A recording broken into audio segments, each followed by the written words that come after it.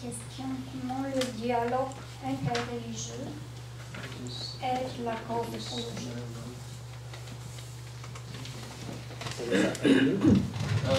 Ben, oui. C'est une grosse question, mais une grosse et une grande question, importante.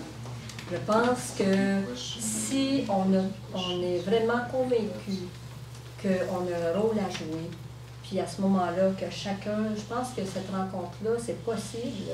Si on a un même objectif, un même but, je pense que c'est possible de travailler ensemble et peut-être de faire en sorte que d'autres adhèrent aussi. En tout cas, moi, ça fait longtemps que je suis dans ce domaine-là, puis je trouve que ça m'enrichit, cette rencontre-là m'enrichit, et puis je pense que je peux enrichir aussi. Donc, je pense que c'est comme ça qu'on peut, je pense que ça, c'est même nécessaire de commencer par là, au lieu puis, ben, les gens qui sont là, c'est parce qu'ils sont, je pense qu'ils sont convaincus. Mais en même temps, souvent, il y a des préjugés concernant les religions, dans le sens que chacun travaille pour son Dieu ou sa... Bon. Donc, tandis que si on montre qu'on peut travailler ensemble, on a un même objectif. Et puis, je pense que c'est louable. C'est même, bon, pour la paix, autant que pour l'écologie, je pense que c'est deux choses-là qui sont importantes essentielles même pour la survie de l'humanité. Je pense que c'est important qu'on ait cet échange-là. Juste rajouter que pour les Baha'is, tous les peuples du monde ont reçu des directives divines. Et ces directives, dans le fondement spirituel, sont les mêmes partout. Et donc, le dialogue religieux n'est pas seulement important, mais absolument nécessaire pour qu'on puisse faire évoluer les choses. Sinon, chacun va rester dans sa patrie, dans son canton, et puis ça ne va pas bouger. Le dialogue religieux est vraiment absolument nécessaire. Il faut sortir de notre réserve. Oui.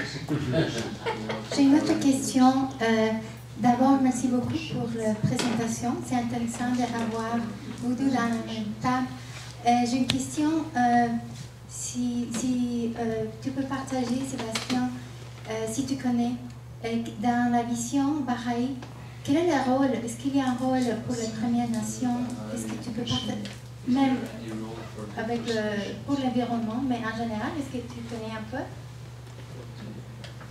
Je ne suis vraiment pas un expert de ces choses-là. Ce que je peux dire, c'est que l'apport des minorités est absolument essentiel et est valorisé chez les Baha'is.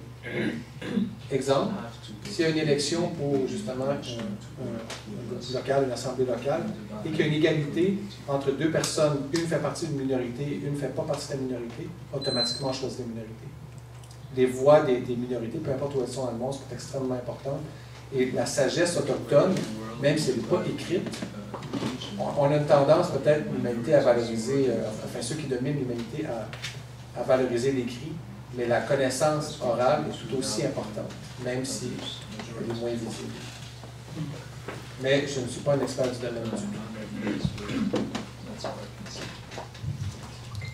On va remercier nos premiers panélistes.